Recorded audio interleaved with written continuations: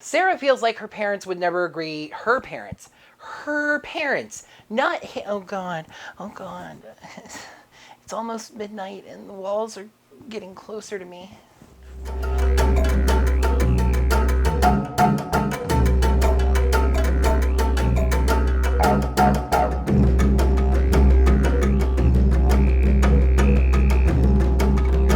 Hello there, heroes. I'm the Orange Ranger, and welcome to another Power Rangers Super Ninja Steel episode review. Well, to say that the currently airing TV show was kind of the last thing on the minds of many Power Rangers fans Saturday is something of an understatement. If you missed my recent special report video where I kind of reported on all these headlines, I'll give you a quick recap, but seriously, go watch that when you have the opportunity. Over the course of 5 days in the middle of February, Power Rangers dropped 4 franchise-altering headlines on us, basically one day at a time. Number 1, Saban Brands and Nickelodeon renewed their contract with a 3-year deal when that's normally 2 years. 2, a video was placed up on the Saban Brands Vimeo, taken down, DMCA striked, and then released by the company the next day and confirmed, showcasing that the franchise has gotten a brand new logo that is a pretty marked departure from the previous. 3, it was announced by Saban Brands that after April of 2019, Bandai of America, the only company to make toys for Power Rangers over its 25 years, would no longer be making toys for Power Rangers after April of 2019. The very next day, 3B, if you will, Hasbro announced that they will be taking over the license and making toys for Power Rangers, a company with a lot more global reach. And 4th, and most recent, dropping literally on the same day as this episode that I'm about to review aired, we now know what the next season of Power Rangers is going to be. Shocking pretty much everyone involved, they are not adapting Q-Ranger yet. They are going to adapt the 2012-2013 Sentai Tokume Sentai Go Busters into Power Rangers Beast Morphers. But like I said, I have done a video on all these major headlines. I'll put a link down in the description since annotations aren't a thing anymore. If I don't do that, somebody remind me and I'll be sure to throw that up so you can all watch it. It is now time for us to talk Super Ninja Steel. For better or for worse. You may be able to tell that I'm not incredibly excited to do this. However, it is my solemn duty as a reviewer. Let's take a look at the 4th episode of Super Ninja Steel, something that actually the entire franchise did a lot of this week, making waves. It is apparently time for the Summer Cove Big Catch competition. I say apparently because apparently not a lot of people realized that it was time. The captain from SpongeBob SquarePants over here has to gather people up towards the stage, even though this is supposed to be an annual event that you would imagine that they were attending. Oddly enough, this big catch competition is not a contest to see which of the fish people catch is the biggest. It is a contest designed to go after one single fish, a really big one named Bruiser. So whomever can catch Captain Ahab over here, his white whale, will win a trophy. Victor, of course, gets incredibly excited about this, perpetually stuck at 49 trophies, though I still say that his second place tennis ribbon from last season counts as number 50. What I really love is that he then just gauntlessly tells Monty that he's going to catch that fish and win him that trophy. I do actually like it. It's a character choice. Victor, if you think about it, is the walking human example of great idea, glad I thought of it. As a matter of fact, I'd be very surprised if he hasn't said that to Monty at some point during these seasons. Rangers, however, like Victor and Monty, did come out to this contest on purpose in order to support Haley's dad, whose name is Aaron. He's a marine biologist who studies aquatic life by catching it in nets so it's not harmed. I will say that nets can still harm aquatic life, though I guess it's not as bad as having a hook shoved into them. Anyway, he has a big purple submarine drone with a net cannon on the front of it to catch Bruiser, both to win the prize and study a giant fish, I guess. They launch the drone and Aaron can see on his radar that there's something big, so he fires the nets at it. However, we, the audience, can see that underwater, it's not actually Bruiser that he's detected, but instead it's you see, it's something, whatever it is, it's definitely something pretty big.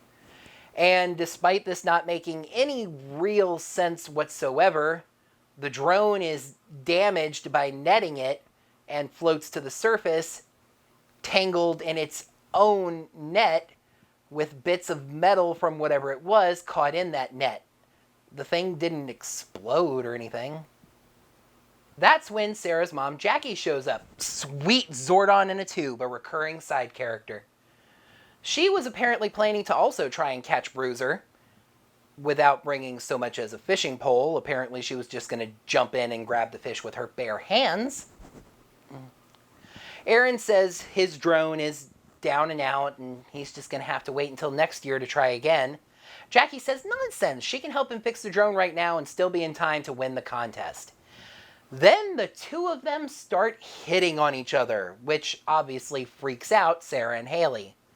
Then the two of them agree to a dinner date after they fix the drone, which seriously has the two female rangers in OMG mode. Up on the Warrior Dome, Cosmo and Odious are expositing to the audience. The monster of the week, Doomwave, has set up a machine on the lake bed floor that will apparently create a tsunami that will wipe out all of Summer Cove. You may notice that this plan, I think for the first time in the show's run, has nothing to do with actually getting the Power Stars. Odious says she just wants to wipe out Summer Cove. As a matter of fact, I would think hitting the town with a tsunami would make the Power Stars harder to find. Odious presses the button, but nothing happens. Yes, as was made clear to the audience now that we know this, that machine was the thing that the drone broke. Odious basically says, fix it, fix it, fix it, fix it, fix it, fix it. Meanwhile, the Rangers and the two parents head back to the school. I'm sure both of these parents have workshops where they could do this work. As Jackie and Aaron fix the drone, they start getting closer, and they start talking about having a picnic. Which means their dinner date has once again turned into lunch. That has a really weird tendency of happening on the show. Suddenly, Haley and Sarah are replaced with the latest two stars of some Disney Channel teen melodrama, as they think their parents' dating would be, to put it in a way that Shauna might put it, for example, OMG, like the weirdest thing ever in life, SRSLY. They decide to screw with the date. They find out from each other the thing that the other parent hates, and then go to their own parent and tell them that that's what the person actually likes. I just didn't get this dead set opposition to the idea of these parents dating. I mean, yes, your parent dating a friend's parent is something that would be kind of weird for anyone. But I would think, especially with girls, and I am sorry if that's a little bit stereotypical, but I would think, especially with girls, that if you two are besties, if these two get married, you two will then be sisters. Is there no appeal in that at all? Sarah tells Haley that her mom hates exotic foods, so Haley tells her dad that her mom loves them, and he gets her fried grasshopper.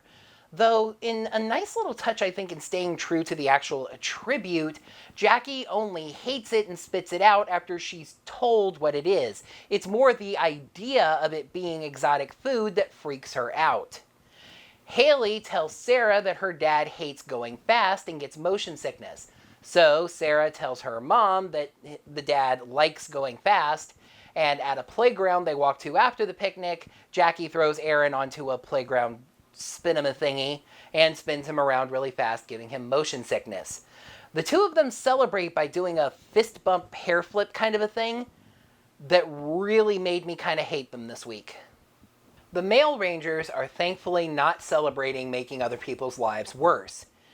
They are, however, showing the collective intelligence of a bag of potato chips. Earlier, they had been examining the net that the drone caught itself in its own net, and they found these little pieces of metal in it and then realized that they fit together kind of like a puzzle, so they started working on it. As we come back to them now, we see that they've almost finished putting it back together. Gee whiz, I wonder what that is. Well, the Rangers don't know until they finish the thing and get it back together as a solid piece. It's the Galaxy Warriors GW logo. Why did the monster put the Galaxy Warriors logo on the machine? Sponsorship? They realize it's an evil plot and head out to stop it. I'm gonna guess that Summer Cove High is near the lake that they go to because the guys end up there first, even though the girls were already out and about in town.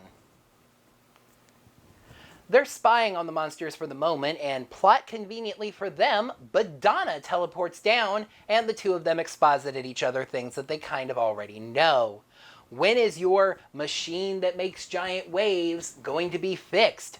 Oh, don't worry, my machine that makes giant waves will be flattening Summer Cove like a pancake real soon. I sure hope nobody is listening to this. Madonna leaves. Nice seeing ya. And the Rangers haven't worn their bathing suits, so they decide they're just going to go ahead and destroy this machine instead.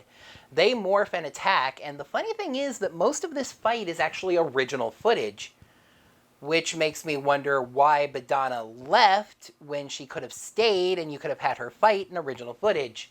The Rangers zap the Basher bots, destroying them, but Doomwave dodges that, grabs the machine, and takes it into the lake, which he calls the ocean, to finish repairing it. Then we cut back over to Victor and Monty. Yay! Monty has made a fancy lure to catch Bruiser, but Victor really verbally abuses Monty over this, saying, "That's not going to catch a thing, but I'm going to love watching you fail at trying." Of course, Monty does catch something big. Victor snatches the pole away from him, and he gets dragged around the beach in the water. This is kind of how I feel about Victor and Monty's comedy in general. The Rangers return to the base and find Mick throwing away the very drone that they need to save the day. Actually, he's recycling it. Environmental friendliness, everybody. Yay! Mick says that Aaron called him and said he won't be able to fix the drone by himself, and since his date with Jackie was a catastrophe, he doesn't think she's going to be in the mood to help. Brody points out how weird it is that their date didn't go well when the two of them seem to work so well together. And the girls have to fess up. What I really like here is that the guys are actually absolutely baffled at the girls' behavior, even after they try to be like Shauna again and be like, "OMG guys, like our parents were dating. Wouldn't that have been like the weirdest thing in the world? Like SRSOYOMG. Then it's back. This really tired script device that pops up whenever the writers can't find a way to get the moral of the day into the plot of the episode. Ladies and gentlemen, it's time for another one of Mick's sarcastic lessons. Mick tells the Rangers that he's got a fantastic idea. Let's all split up and then see if one of us solves the problem on our own. Sarah and Haley tell Mick that this is a stupid idea since they work better as a team.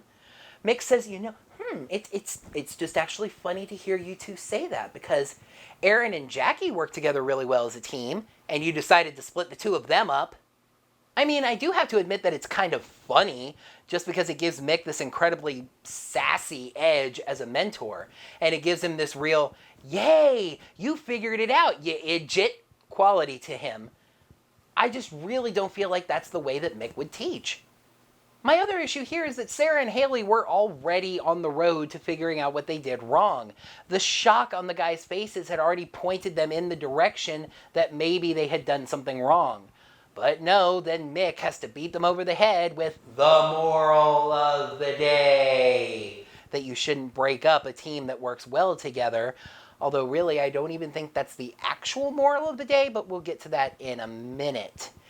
And then it's like they realize that they messed up. Sarah and Haley realize that they're going to have to get their parents back together in order to fix the drone.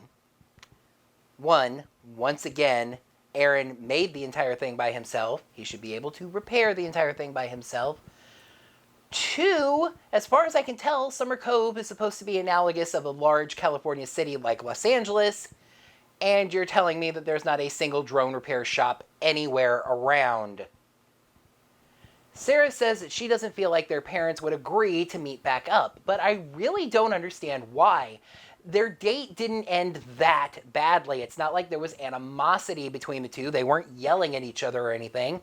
They just didn't have a good time. They would agree to get back together if the project was important.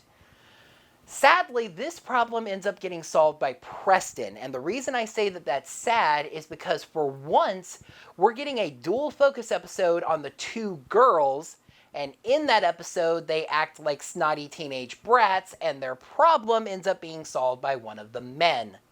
The two parents each receive a message that they're needed at the school shop. When they arrive, the Power Rangers walk out and ask them to please fix this drone since they needed to save the city.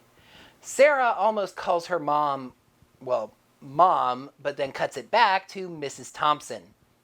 So I'm guessing Jackie's a widow then? Two other little quick things I noticed about the scene, actually. I'll try to get through them as quickly as I can. First of all, I definitely understand the idea in Power Rangers with the suit actors of needing to compensate your body actions when your face can't be seen on the screen. However, Haley, ratchet it down a touch, girl.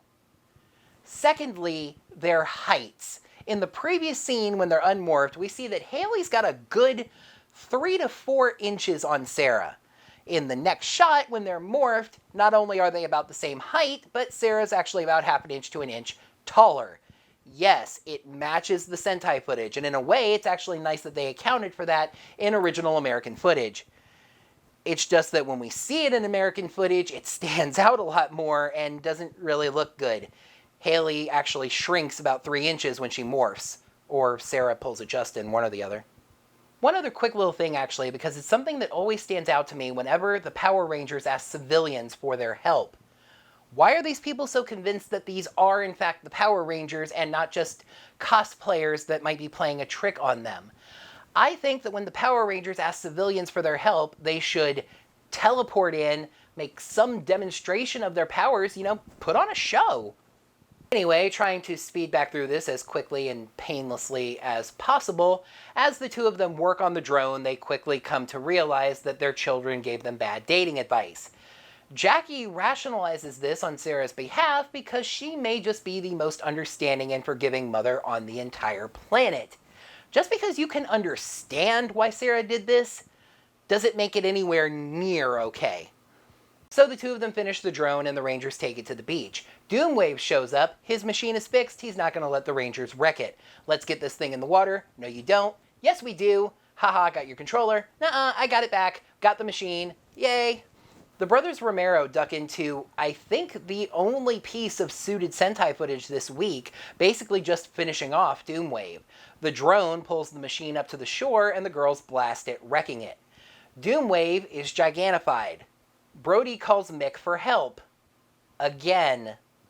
What came to mind at this moment for me was the 25th letter of the English alphabet, and that is why. What do you need, Brody? You have 3 Megazords and an Ultrazord. You don't need any help right now. Listen, yes, I understand that Mick needed to deliver the Rangers a brand new Zord Star. So he could just do that. Or he could call them and tell them he's been working on it before they summon their Zords. Brody just seems so weak and ineffective as a leader when he does something like this. The second a monster grows, Mick, we need help! And yes, I just said we are getting a brand new Zord Star this week. The Prism spits out the Sub-Surfer Zord Star. Mick tosses it over to Brody, but as you might have expected when you noticed that the drone was bright purple, the Zord Star attaches to that instead and transforms the drone into the new Zord.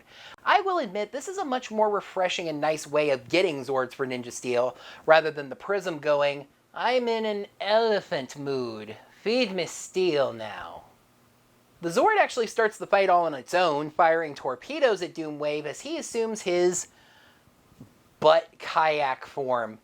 It then transforms into its Ninja Zord form, a surfer on a surfboard, the surfer part of Sub-Surfer, drawing a tenuous at best connection between surfing and the rodeo as riding. Levi says he wants to see how this Zord rides, and he boards it.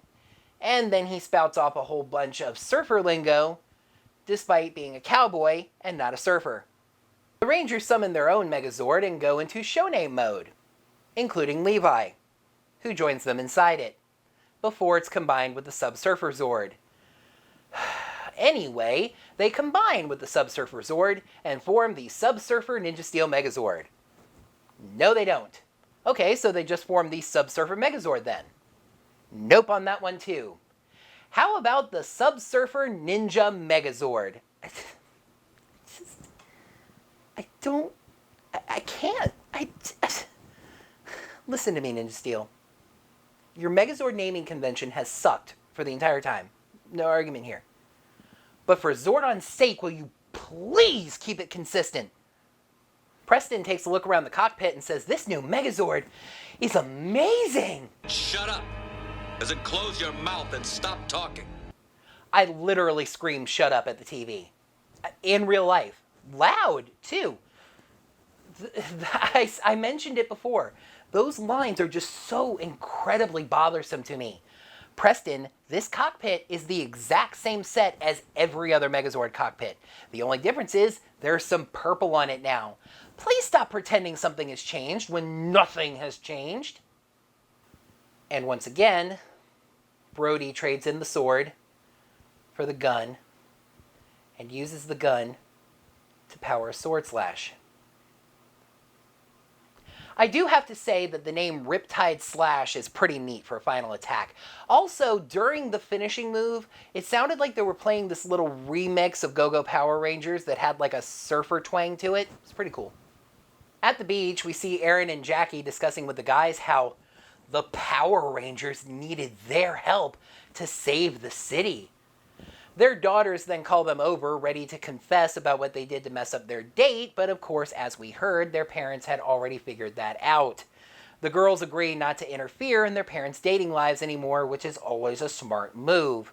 Of course, the girls are not punished for this in any way because TV show. Comedy wrap-up. Apparently Victor didn't actually catch Bruiser, so he has Monty get into a fake fish costume to win the trophy. Captain Barnacles over here isn't convinced, though, and cuts the costume open, revealing Monty. No, I'm not going to spring back to life this time. There were 4 major headlines for the Power Rangers franchise this week. Could Making Waves manage to get at least 4 stars? Ha ha! No. Episode 4, Making Waves. Pros, a subtle advanced moral even with the moral for the kids, more good relationship stuff, and the new Zord is kinda neat. Cons, mixed sarcastic moralizing, an inability to keep names straight, and out-of-character activity for Sarah and Haley. Another classic waste of potential for Ninja Steel, as Making Waves gets 2 stars out of 5. So to me, and this is the point I kind of touched on earlier, this episode kind of had 2 morals.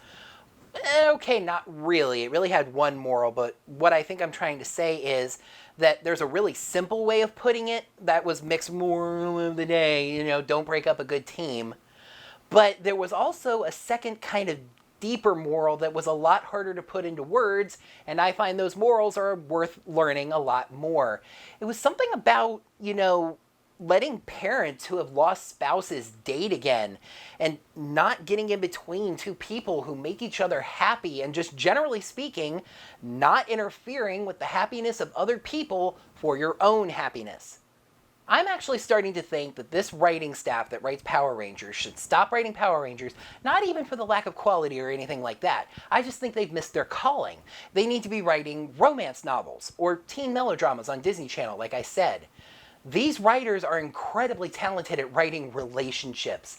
Everything between Aaron and Jackie just felt completely natural and just very nice. It was just nice to see those scenes where they were together. Even when they were acting on the Bad Advice, there was just a nice vibe there, and that speaks to the quality of the writing.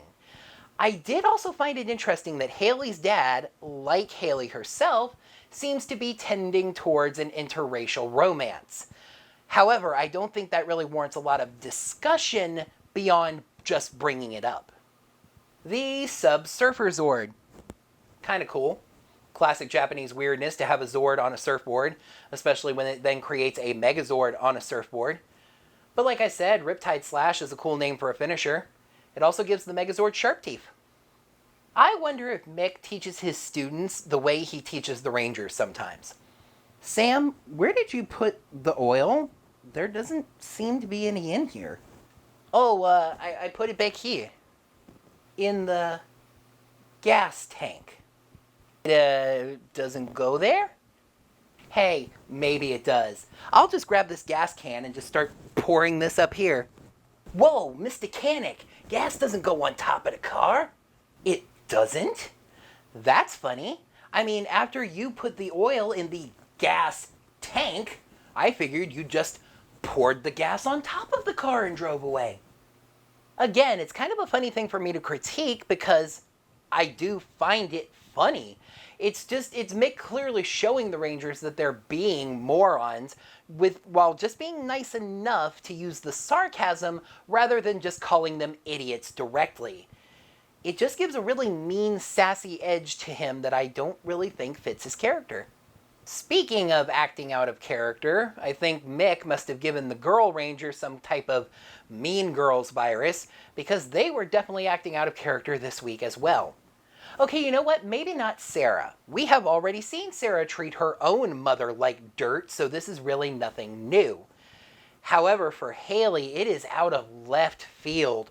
We have only seen Haley be sweet, compassionate, caring, maybe a little competitive now and then, and a little oblivious every once in a while. So for her to see her dad possibly finding romance after who knows how long and what kind of circumstances that had him single, and for her to go, well, you know, that's nice, but it's with Sarah's mom, and that's weird, so I'm gonna ruin it. It's just too far out of bounds for her. And it's a really small thing for me to note, but I mean, I'm the Orange Ranger. I'm the king of nitpicking small things. The encapsulation of what I had a problem with in this really was that fist bump hair flip thing. They were really just too proud of what they had accomplished. And for the love of all things Morphing Grid, will you please decide on a Zord naming scheme? First, it was Zord name, show name, Megazord. Then, when they combined with the Bull Rider Megazord, it was an entirely different name, and they called it a Zord instead of a Megazord. The Ultra Zord dropped the steel out of the name, and now the rest of those auxiliary Zords seem to be doing the exact same thing. Hey Ninja Steel, we've already had a Ninja Megazord. Pick a different name and stick with the naming scheme. As you can probably tell, this episode was pretty disappointing. It's the disappointment that gets me angry, not the lack of quality, because I'm pretty used to that. As this episode was starting, I was feeling pretty good. I was feeling like we might actually get 2 halfway decent episodes of Ninja Steel in a row. And if we get 2 in a row, that's a trend, and things are starting to climb, and it's good. And like Ranger Liz says, it's the hope that kills you. That's when the episode started rolling off the table, and we just ended up with another mess. Today was a bad day for this. The incredible news of the past few days, and even today, had already cast a shadow on Ninja Steel, Super Ninja Steel, whatever, this season that we just have to grit our teeth and get through now to get to something that really excites us. Super Ninja Steel is now the vegetables that we have to eat so we can get a dish of ice cream. But episodes like this are cold, soggy, boiled vegetables. Whoa. So let's take a look at the 5th serving of veggies, game plan. The students of Summer Cove High become addicted to a new video game. Zelda, the PlayStation. What was that? A video game, huh? Okay. That is going to do it for another Power Rangers Super Ninja Steel episode review. Thank you folks so much as always for watching. Make sure to like the video by clicking that like button right down below. In the comments below, let me know what you thought of this episode and of my review of it. Make sure to subscribe to the channel to see all of my videos and ring that bell. Get your notifications set up so that you get notified whenever I post brand new videos just like this Power Rangers Super Ninja Steel episode review. And once again, make sure to check out my video on the major Power Rangers headlines of the past week. I think it's good and informative informative, and I think you'll enjoy it. And if you do enjoy it and you want to toss a little bit of tip change my way, head over to digitaltipjar.com/orangerangervid. I appreciate any support that lands inside. Until next time, heroes, may the power protect you. 2, a video was leaked, taken down, and DMCA striked. Yeah, that was... is that we now know what the next season of Power Rangers is going to be, the 26th blah blah blah. And the 4th is that we now know what the next... oh gosh. Was that we now know what the 26th season of Power Rangers is going to be. It was shocking every who studies aquatic life by catching it in nets. Yeah. Fires the net at it. However, we can...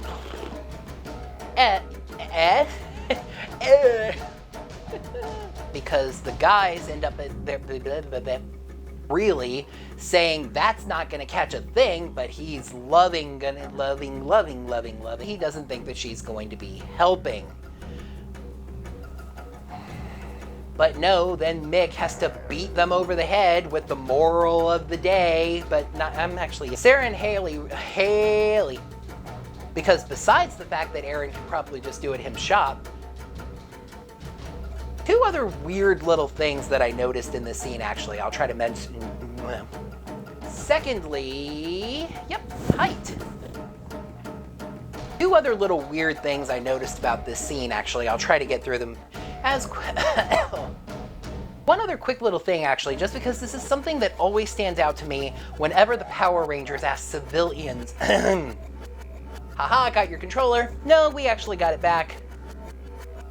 Got the machine, yay. That was literally all I missed. The girls pull the machine up to the shore and blast it and wreck it, and the drone does that, so whatever. Just like it is with Calvin and Haley. So to feed the boo. But as Ranger Liz says, it's the hope that kills you. That, well, I'm glad that happened anyway, to be honest.